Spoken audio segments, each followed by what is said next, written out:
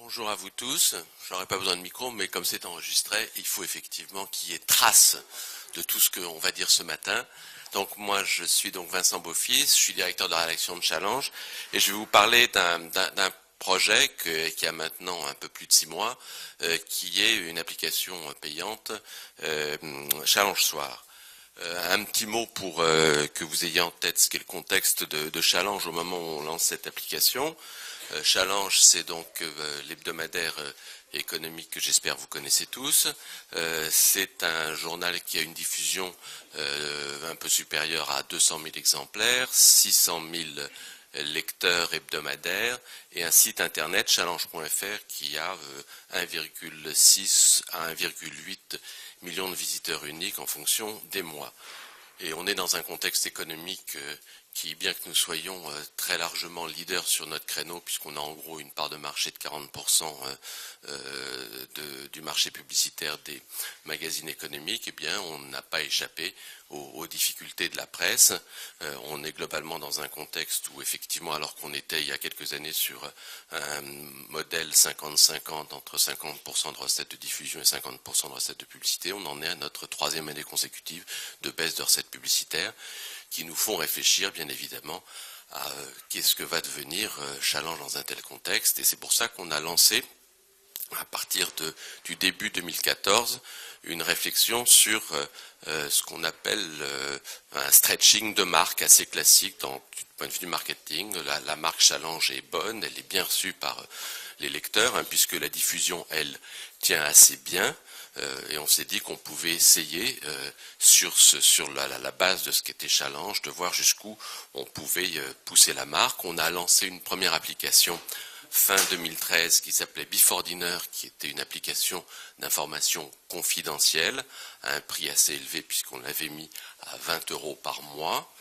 On a fait une deuxième extension de marque qui n'était pas dans le domaine digital, mais qui est dans le domaine du live média, avec la création d'un sommet de l'économie qui a eu lieu pour la première fois au Grand Palais l'an dernier. Et puis, le troisième projet qu'on a fait en 2014, c'est ce projet de Challenge Soir, donc avec effectivement l'aide du Fonds pour l'innovation numérique de la presse. Donc, le contexte de départ, c'était donc ce stretching de marque. C'était la difficulté qu'on avait ressentie avec ce premier projet d'application Before Dinner, de voir qu'on l'avait positionné à un niveau de prix assez élevé, parce que l'information confidentielle, on estimait que c'était quelque chose qui se valorisait, et on s'est dit, là, peut-être que 20 € par mois, c'est cher, et ça fait de l'information B2B, il faut peut-être que nous restions dans ce qui est notre créneau classique, qui est celui de l'information B2C, et donc d'imaginer une application pour les actuels lecteurs et nouveaux lecteurs de Challenge. Et donc, on l'a positionné à un niveau de prix qui était beaucoup plus raisonnable, puisque de 20 € par mois, on a imaginé quelque chose, un produit à 20 € par an. Et puis, troisième élément de contexte important qu'il faut que vous connaissiez, puisqu'on se dit tout, et c'est l'intérêt de ce genre d'atelier, c'est qu'effectivement, on était dans un contexte où on avait une rédaction print assez peu habituée au virage digital, et où il était difficile effectivement de faire travailler l'ensemble de la rédaction print sur le digital, et qu'on s'est dit que la création de Challenge Soir pouvait être un moyen, un instrument pour faire en sorte que le digital pénètre dans la cinquantaine de journalistes du print. Donc voilà ce qu'était à peu près le contexte.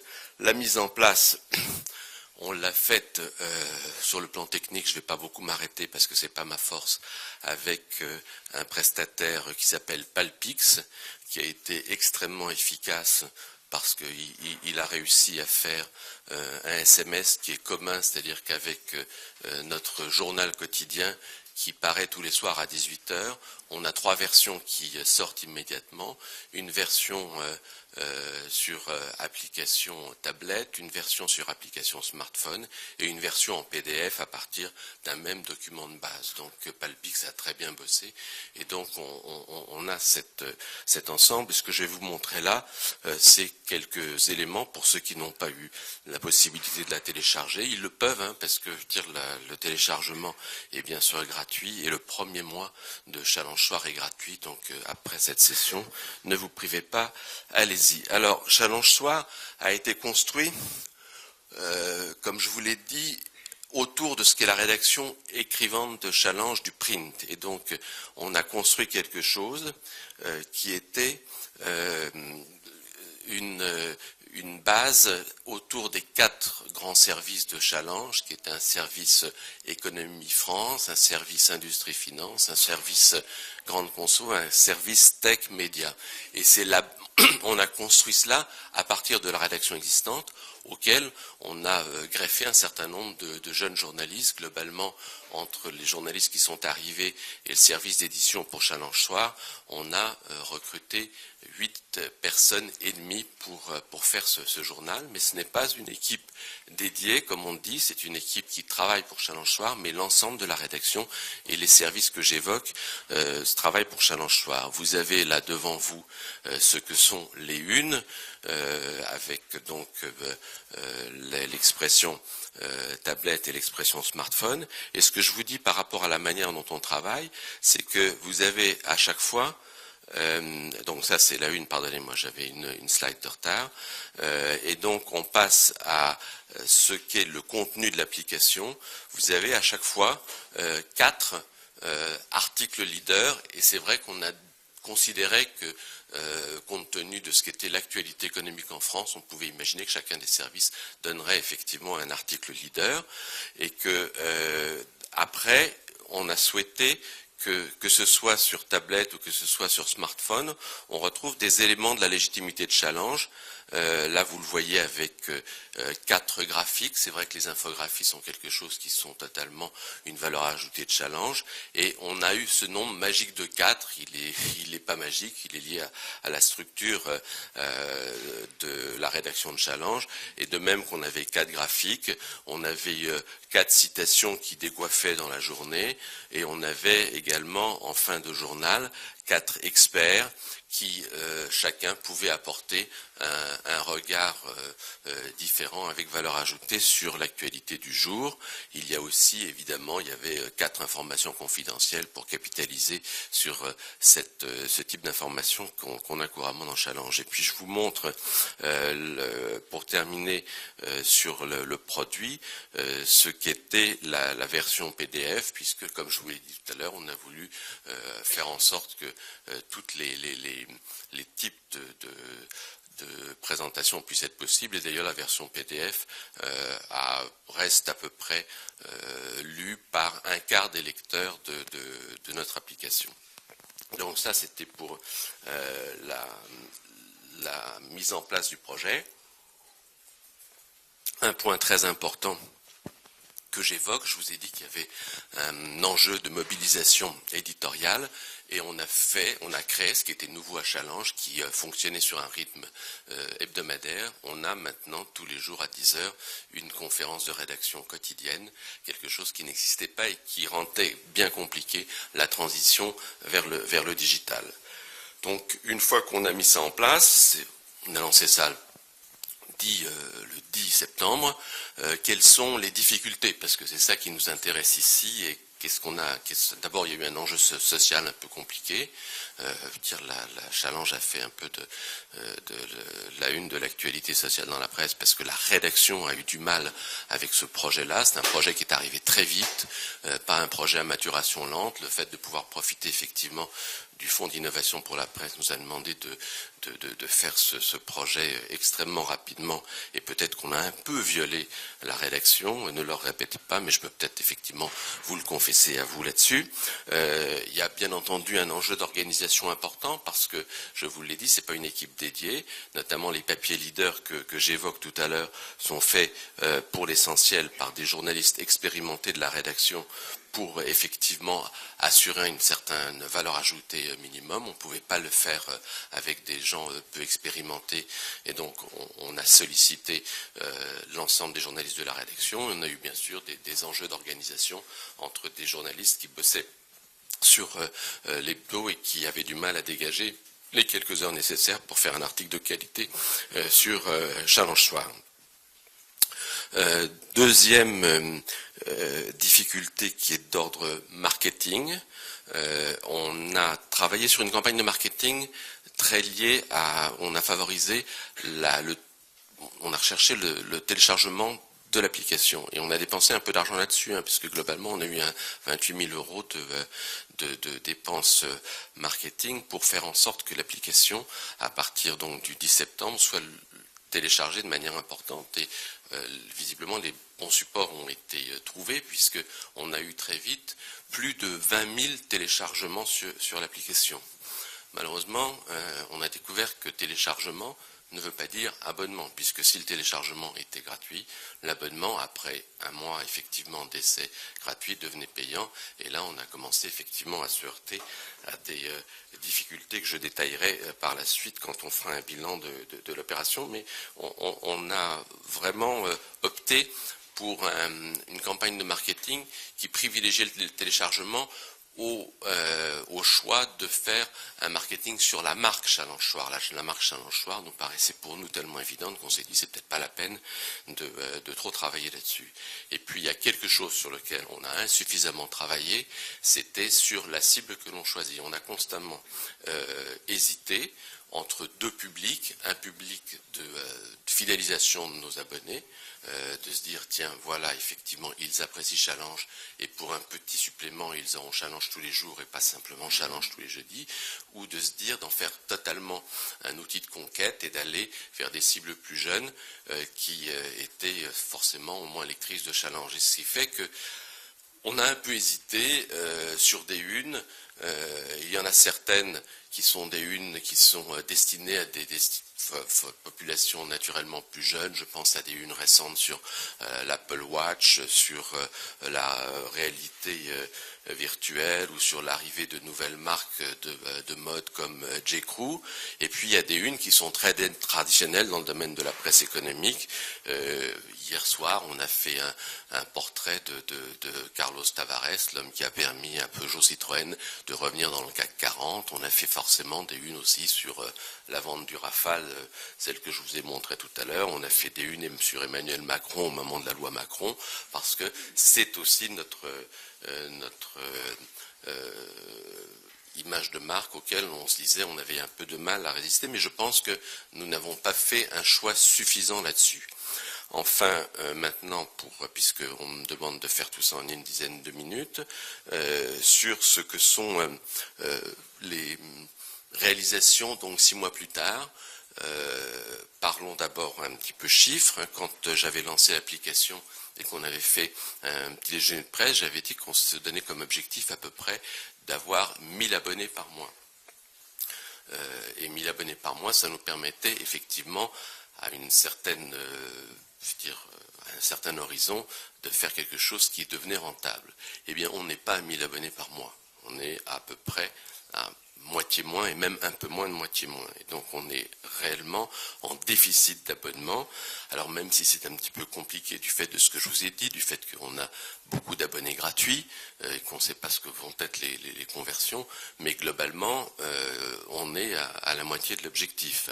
Et même en termes de vente au numéro, puisqu'il y a une possibilité d'achat au numéro, on en est à 30 ou 40 par jour, ce qui est tout à fait insuffisant pour avoir une monétisation qui donne des perspectives d'équilibre.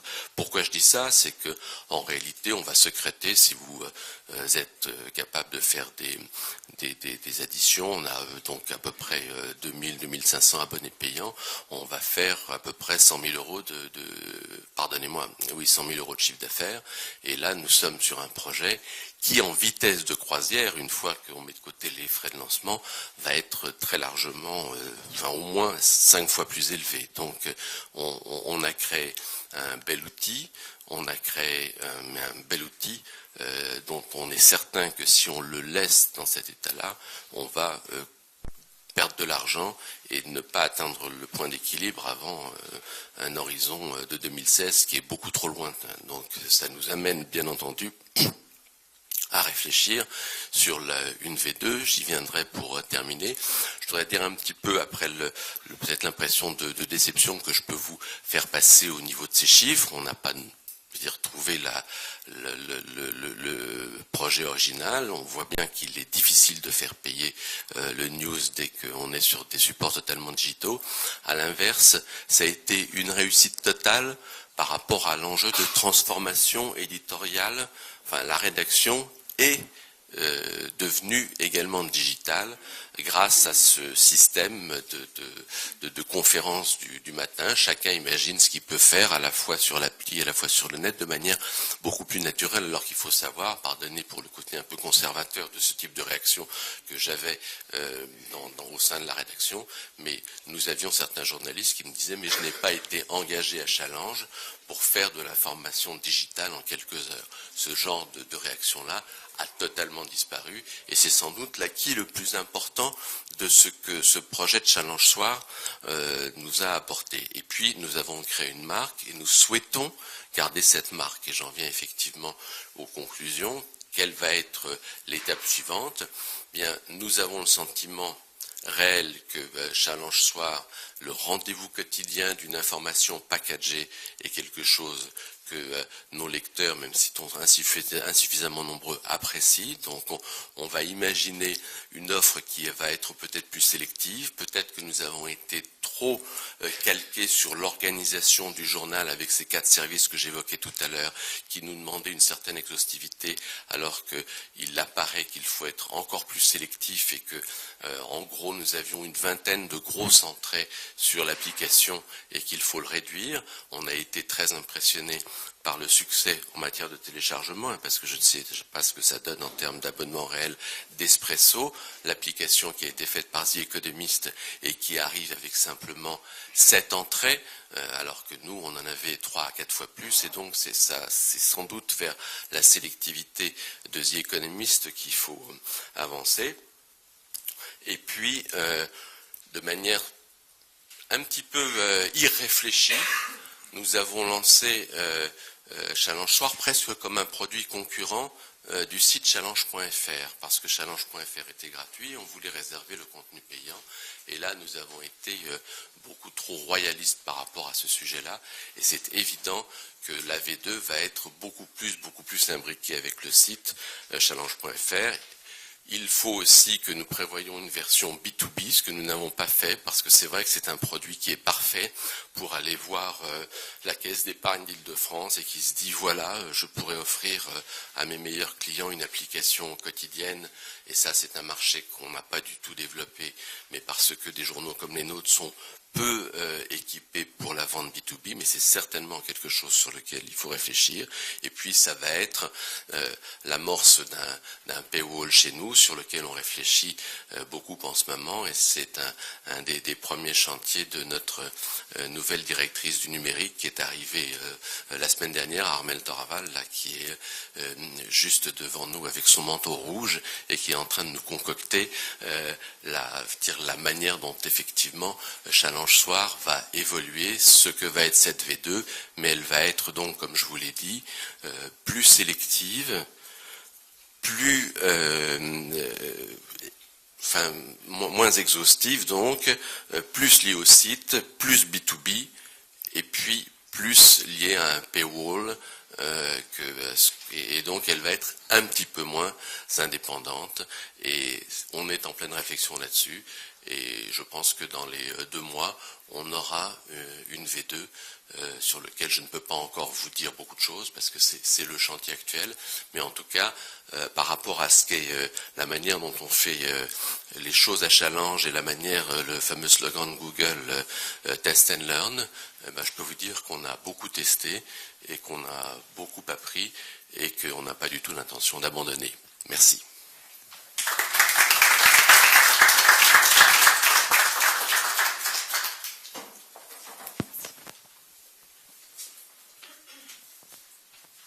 Bonjour, je suis Fabienne Martin, je suis directrice du développement et des nouveaux médias des Inrecuptibles.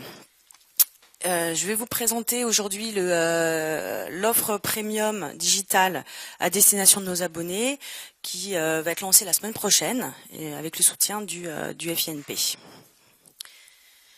Pour regarder devant, pour regarder demain, il est souvent judicieux de jeter un petit coup d'œil dans le rétro. C'est pourquoi je vous ai sélectionné cette déclaration qu'avait faite Christian Feuvrel, fondateur du journal, lorsqu'il a passé la main à la nouvelle équipe. Nous avons toujours voulu que les Inrocks soient en mouvement permanent, réfractaires aux surplaces et aux institutions, fidèles à son esprit d'insoumission, en quête de nouveautés et tournés vers l'avenir. Nous avons réussi. Tout ça pour que vous compreniez bien quel est l'esprit de ce journal et que cette maxime continue de guider notre action et que les Inrocks aujourd'hui est un titre résolument tourné vers l'avenir qui a bien l'intention de ne pas laisser passer le virage digital. Voilà. Alors, quels sont les constats qui nous ont amenés à penser notre offre? Donc, malheureusement, que je ne vais pas vous montrer puisqu'elle sera lancée la semaine prochaine. Tout d'abord, l'érosion de la diffusion en kiosque. Donc, évidemment, on n'échappe pas à ce phénomène. Là, je vous ai mis les chiffres de manière tout à fait transparente. En haut, vous avez la diff kiosque, en bas, vous avez les abonnés. Donc là, on annonce une DFP en baisse de 13,15%. On a un titre qui est assez fragile de ce point de vue-là, puisqu'on a une forte diffusion en kiosque. Donc on ne peut pas rester à contempler cela, il faut absolument qu'on bouge. De ce point de vue-là, on a besoin de bouger. Et un taux d'abonnement, au contraire, enfin un volume, un portefeuille abonné qui est relativement stable, de l'ordre de 55%. Donc, on a quand même quelques fondamentaux qui nous donnent confiance. Mais si on va un peu plus loin et qu'on analyse le portefeuille abonné, vous remarquez que donc on a 40% de nouveaux abonnés chaque année et un réabonnement de 60%, ce qui est un taux assez faible, il me semble, à l'égard du marché. Donc, on a un vrai problème de fidélisation de nos abonnés. Ce qu'on nous remonte, donc on n'a pas d'études, nous on est un petit journal, on est indépendant. Mais au feeling, ce qu'on nous remonte quand on a des désabonnements, parce qu'on questionne nos abonnés, les deux raisons principales du désabonnement sont pas le temps de le lire et le site me suffit. Donc, nous devons absolument proposer un programme de fidélisation à destination de ces abonnés qui répondent à ces deux questions. Par ailleurs, alors que les ventes en kiosque effectivement sont fragiles, le digital explose. Donc c'est évidemment lié à la nature de notre lectorat qui est plutôt trentenaire, assez jeune, très connecté. Pour vous donner, voilà, là je vous ai mis tous les chiffres depuis janvier 2012. En gros, on a fait x2 en un an. Bon, évidemment, janvier 2015 était un peu exceptionnel avec Charlie, mais si je le corrige de l'effet Charlie, on est à peu près à x2 en un an. Donc, on a une équipe éditoriale qui est arrivée il y a 6 mois. Très efficace et avec une très bonne connaissance des réseaux sociaux, une très très grande capacité à poster sur les réseaux sociaux et à en faire un canal de recrutement puissant, puisqu'aujourd'hui rien que Facebook, c'est 35% de notre audience sur le site. Et Twitter c'est un peu plus de 5%. Donc ça nous fait penser que c'est en gros 1,5 million de visiteurs uniques si on consolide le Nielsen du site, le Nielsen mobile et les ventes étrangères, enfin les visites étrangères qui sont importantes pour nous. On arrive à peu près à 1,5 million VU. Si on arrive à en convertir ne serait-ce qu'1%, ça nous fait 15 000 abonnés. Au regard du portefeuille abonné que je vous ai présenté, à savoir 22 000, on est bien. C'est-à-dire que même si on en convertit 0,5%, on est déjà content. Est-ce que ça peut mettre en danger, donc l'idée de mettre un paywall, est-ce que ça peut mettre en danger l'audience du site, cette bonne audience? Donc c'est évidemment des craintes qu'il y avait dans la rédaction, c'est légitime. Donc on s'est posé sur le mois de novembre 2014 et on a analysé les 2000 articles qui avaient fait le plus d'audience. Sur ces 2000 articles, j'en ai 60% qui sont écrits exclusivement pour le web. En gros, on a une quarantaine d'articles qui sont postés chaque jour et 60% sont écrits exclusivement pour le web, 40% sont issus du print. Sur l'audience, les papiers issus du print représentent seulement 15% de l'audience, sachant que dans ces 15%, j'ai presque 10% de critiques. Toutes les critiques, puisqu'on a une activité news et une activité aussi geek culturelle, j'ai quasiment 8% de critiques qui vont rester en clair dans la nouvelle offre. Donc c'est-à-dire qu'on est sur un risque de l'ordre de 8% sur la mise en place d'un paywall. Donc c'est ça qu'il a fallu expliquer à la rédaction, qu'ils ont très bien compris, puisqu'il y avait évidemment des critiques, et je le comprends, sur les craintes de la baisse de l'audience. C'est un risque qu'on prend quand même, mais les chiffres, en tout cas, tous ces indicateurs nous poussent à passer le pas. Voilà, donc c'est ça que tous ces constats nous ont poussé à imaginer une offre innovante qui mêle contenu mais aussi service, et ça c'est très important, et qui remet l'abonné au centre du jeu, puisque c'est pas un système de paywall, c'est vraiment un système de freemium avec l'abonné uniquement sur abonnement. Donc on a deux offres de manière très classique, la formule numérique, la formule intégrale. La formule numérique, elle a pour objectif de recruter des nouveaux abonnés, puisqu'elle n'existe pas, et la formule intégrale a pour objectif de les fidéliser, donc de faire croître notre portefeuille abonné en les gardant avec nous. L'idée, c'est de réfléchir sur la notion du temps et du rythme, puisque quand nos abonnés nous disent qu'ils n'ont pas le temps de lire le journal, on n'a jamais de critique sur l'offre éditoriale. Jamais. Personne nous dit c'est pas intéressant. Donc ça a été aussi tout un travail en interne pour expliquer aux journalistes que la baisse des ventes en kiosque n'était pas liée à la qualité du contenu. Elle était liée à une restructuration du marché, à une crise de la distribution, à une crise du support print, mais qu'il fallait vraiment avoir confiance dans l'offre éditoriale. Et ça, je pense qu'ils l'ont vraiment entendu. Voilà. Donc la question du rythme, elle est vraiment importante. S'ils n'ont pas le temps de le lire, c'est surtout que nous, on n'est pas capable de leur proposer le bon support au bon moment de la journée. Donc c'est une offre qui est multi-support. Sur tablette, donc elle est sur iPad depuis quelques mois déjà. Elle va être sur smartphone, elle va être sur tablette Android aussi, et évidemment sur Internet.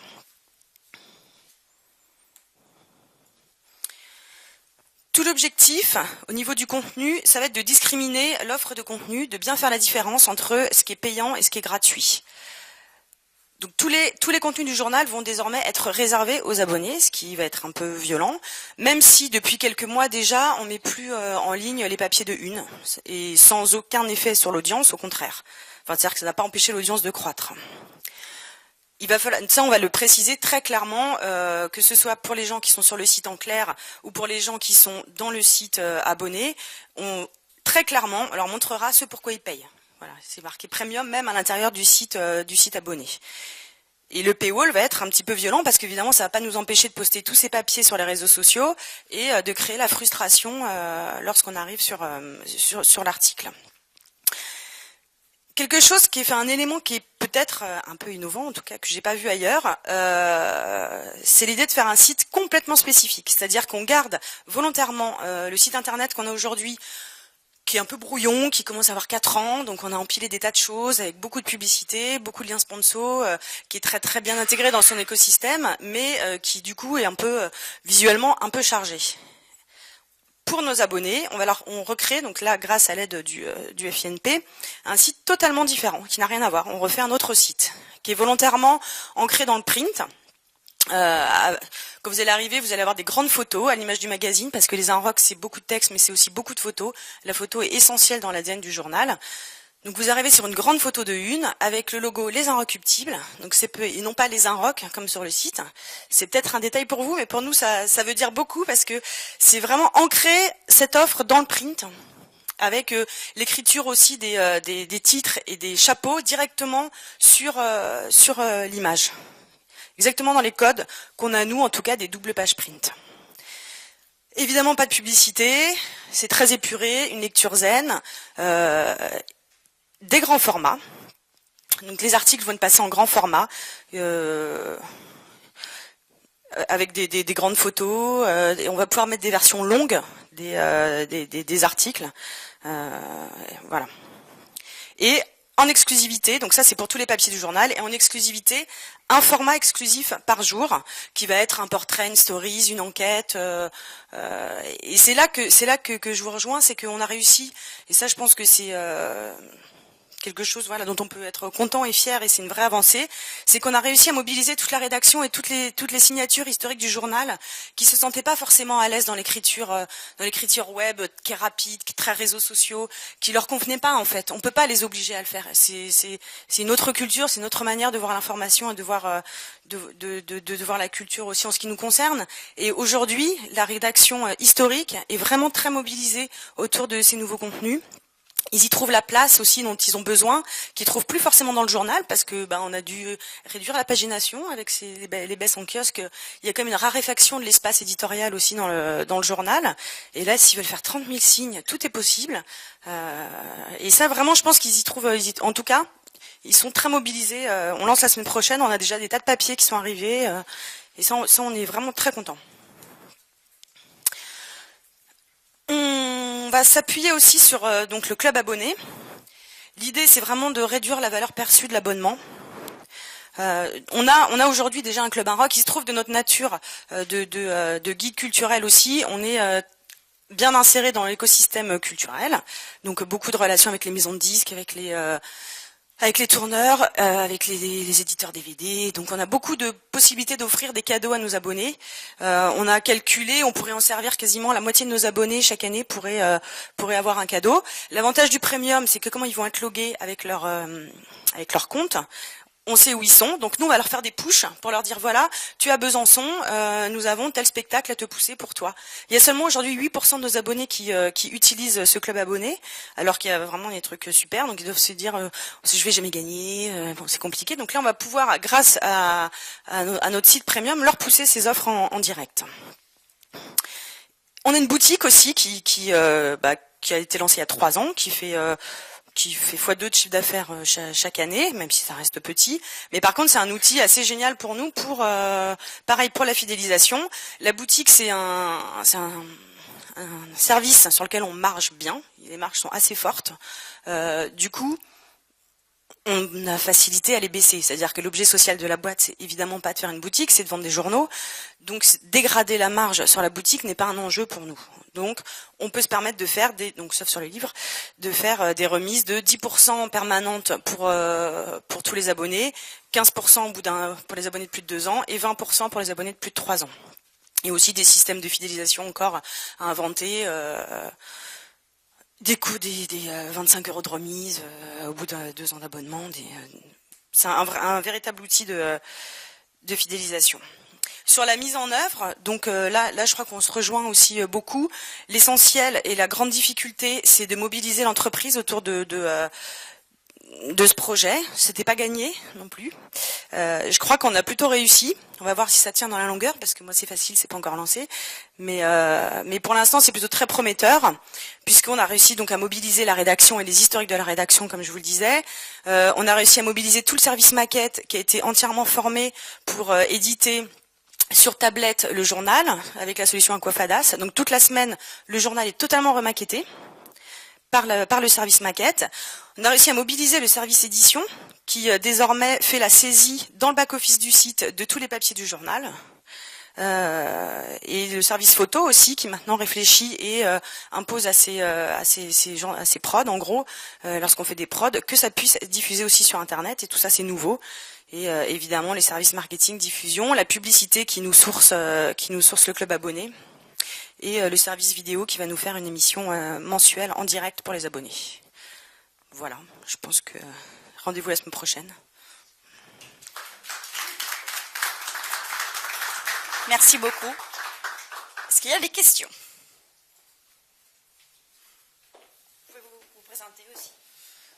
Émile Servan-Schreiber, Hypermind. J'ai une question. Est-ce que digital, ça veut forcément dire quotidien ou temps réel?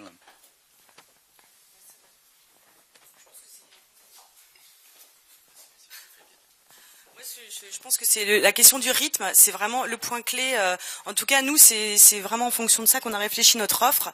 Par exemple, tous les mercredis, les abonnés vont avoir accès au journal. On a un sommaire, ils vont pouvoir retrouver tous les papiers du journal dans un espace qui leur est réservé, avec des papiers remaquettés, un espèce de temps qui est un peu en dehors du quotidien justement, et ils peuvent pas venir les gens tous les jours sur les sites, ils vont forcément rater quelque chose, et le papier, en gros, la rareté du papier en fait sa valeur aussi. Et donc, à un moment, il faut que les lecteurs et les abonnés aient une vision sur cette hiérarchie que nous, on a donné à l'information.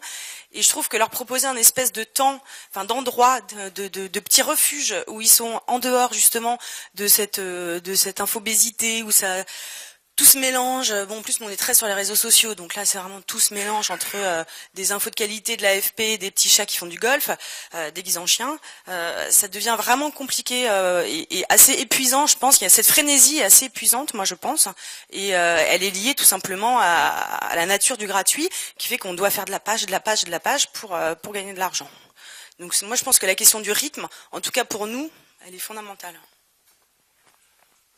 C'est vrai que nous, quand on a réfléchi à Challenge Soir, on avait notre rythme hebdo qui existait, et puis le site qui est en temps réel. Et on a voulu profiter d'une forme d'avantage comparatif dans l'échelle du temps. C'est vrai que les concurrents, en tout cas en termes d'information économique, ils arrivent en termes print le lendemain matin.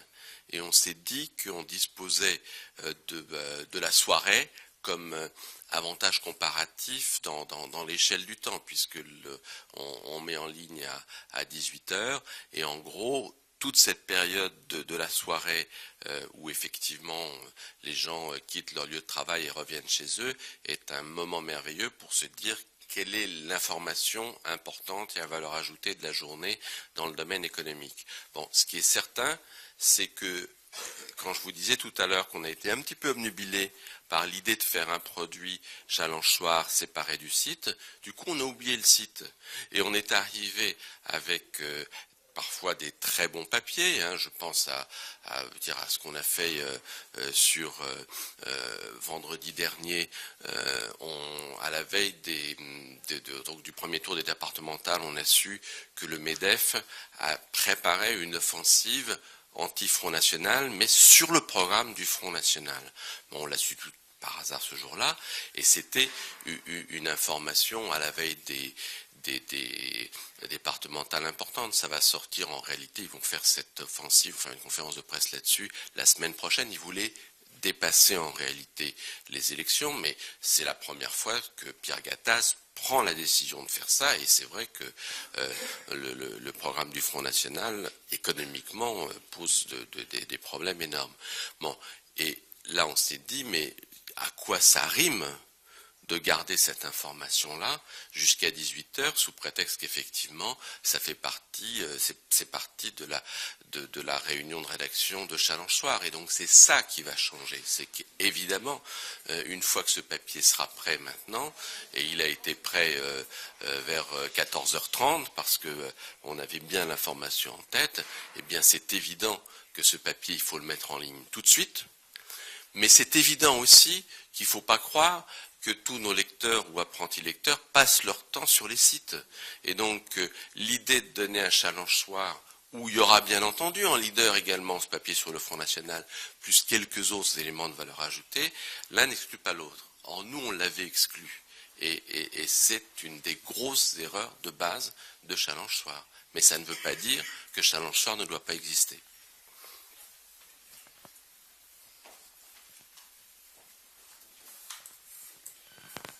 Bonjour. En termes de planification éditoriale sur la journée, est-ce que vous nous dites que vos lecteurs disent qu'ils n'ont pas suffisamment de temps pour tout lire?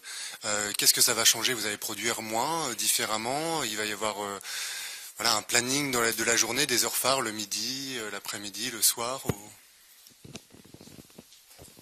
Alors ils nous disent qu'ils n'ont pas le temps de lire le journal, parce que c'est un journal qui est très dense, et je ne sais pas pourquoi les Inrocks, tout le monde doit le lire absolument en entier, sinon ils ont l'impression de ne pas en avoir pour leur argent. Donc c'est vraiment sur le journal qu'ils n'ont pas le temps de tout lire, quoi. Donc c'est plutôt l'idée de travailler multi-support, qu'ils puissent trouver cette offre éditoriale sur leur smartphone. Donc voilà, rien de très original, mais sur leur smartphone quand ils sont dans le métro, sur leur iPad le week-end, et sur Internet en semaine, ce qu'on n'avait pas jusqu'alors.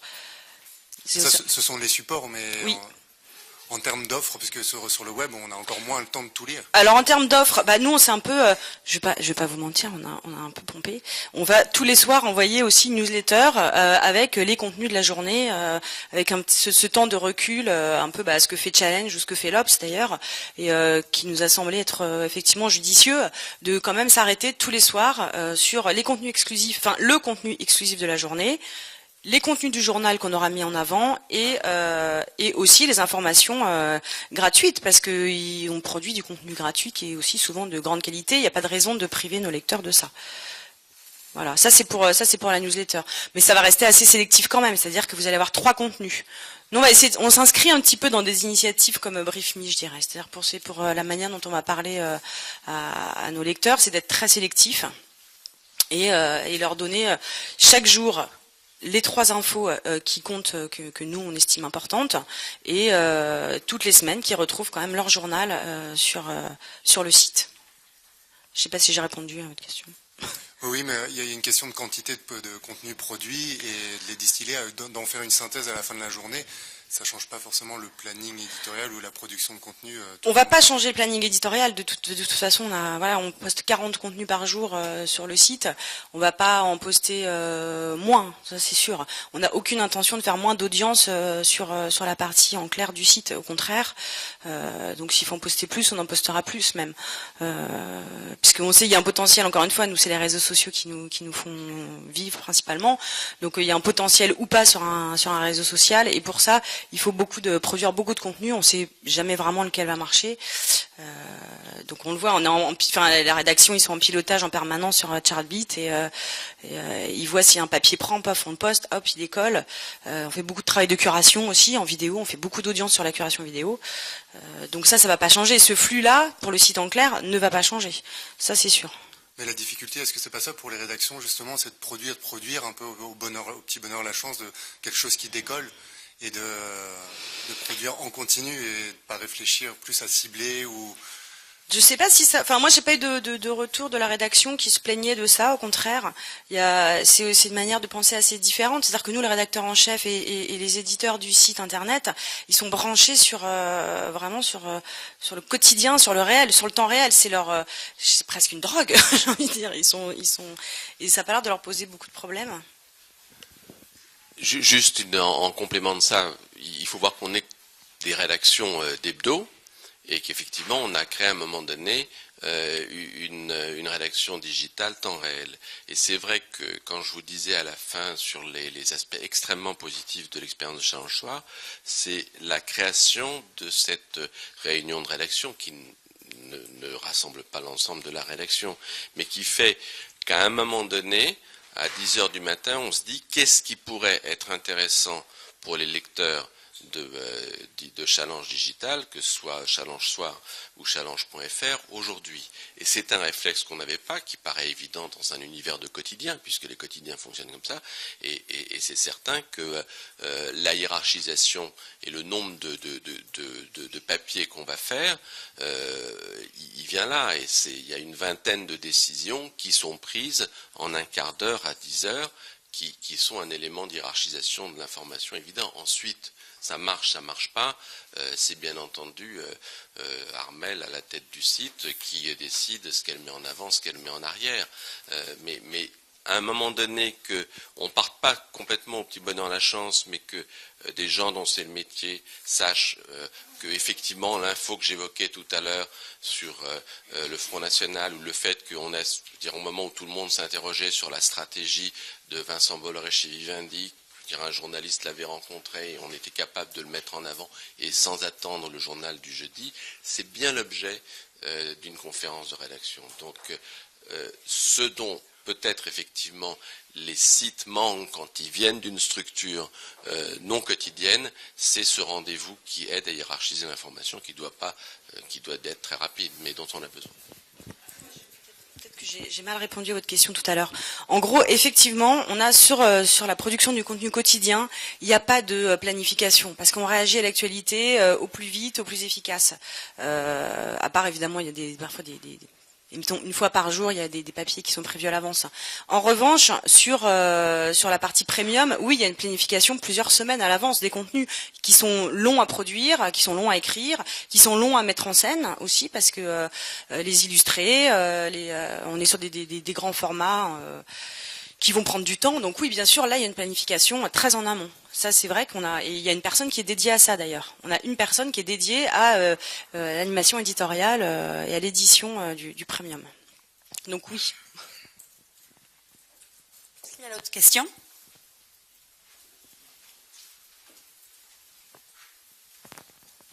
Oui, bonjour. Moi, je voulais vous parler un petit peu chiffres, parce qu'on n'en a pas parlé. Alors, si vous pouviez nous indiquer un petit peu le coût du développement d'une application, mais aussi de la refonte d'un site tel que les Arocs. Le Challenge Soir, ça a été un projet à plus d'1 million d'euros.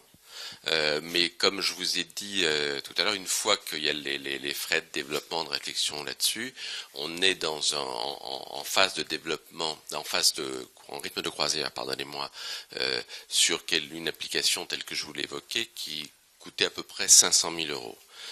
Et ces 500 000 euros, quand je vous ai dit qu'on avait en face des recettes qui étaient 5 fois moins élevées, il y a un problème. Donc une des raisons aussi de la sélectivité dont on va faire preuve sur Challenge Soir, c'est la nécessité effectivement de rapprocher les deux équations, ou de faire de Challenge Soir, comme je vous l'ai dit, l'appendice d'une zone payante sur le site challenge.fr qui jusqu'ici est totalement gratuit. Alors nous, on est habitués à essorer nos prestataires, pardon. Donc c'est des montants qui sont moins élevés. On est pour le site internet, on va être sur 150 000, 200 000 euros à peu près, sur lesquels il faudra ajouter les applications mobiles qu'on n'a pas encore faites et qui seront de l'ordre pareil de 50 000, 100 000 euros dans ces eaux-là.